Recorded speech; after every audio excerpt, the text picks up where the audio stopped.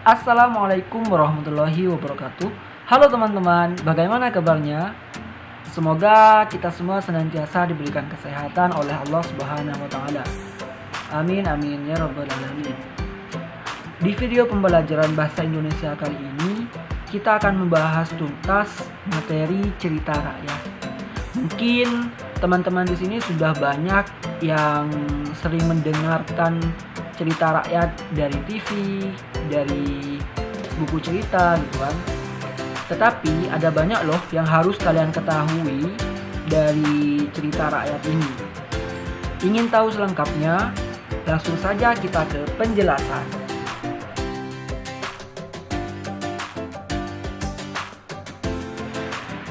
Oke, jadi cerita rakyat adalah cerita yang berasal dari masyarakat lampau yang kerap kali diperkenalkan kepada generasi muda atau generasi-generasi berikutnya.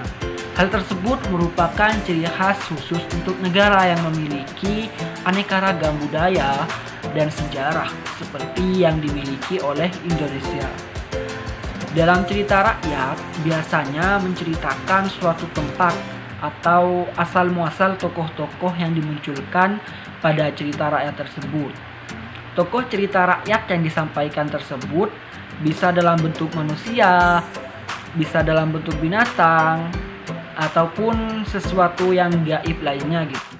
Isi dari cerita yang sudah ada itu sudah berkembang di tengah masyarakat. Cerita ini juga sudah ada semenjak zaman dahulu. Jadi cerita rakyat ini sudah diwariskan atau disebarluaskan secara lisan melalui mulut ke mulut dan dilakukan secara turun-temurun. Fungsi dari cerita rakyat ini yang pertama sebagai sarana pendidikan, yang kedua sebagai sarana hiburan, dan yang ketiga sebagai pengukuh nilai-nilai sosial dan budaya di masyarakat. Adapun macam-macam cerita rakyat, yang pertama yaitu fabel, di mana fabel ini menceritakan tentang binatang. Jadi tokoh utamanya itu adalah binatang. Kemudian ada legenda. Legenda ini menceritakan tentang asal-usul terciptanya suatu tempat. Misalkan asal-usul terciptanya Candi Borobudur, seperti itu. Kemudian ada mite, di mana mite ini menceritakan tentang dewa-dewi atau hal-hal yang gaib gitu. Dan masyarakat seringkali percaya dengan hal-hal seperti itu. Lalu ada sage, di mana sage ini adalah sebuah cerita rakyat yang mengandung sejarah. Kemudian ada epos, yaitu cerita rakyat yang menceritakan tentang kepahlawanan.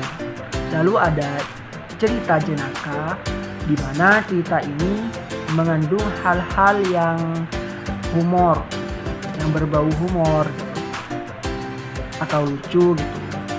Kemudian ada paralel, yaitu menceritakan tentang manusia dengan hewan. Kemudian yang terakhir ada parabel, yaitu menceritakan tentang benda mati.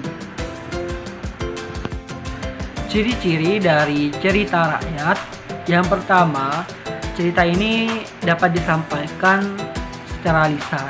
Yang kedua, bisa disampaikan secara turun-temurun. Yang ketiga, tidak diketahui siapa pencetus pertama kali atau yang membuat pertama kali cerita rakyat.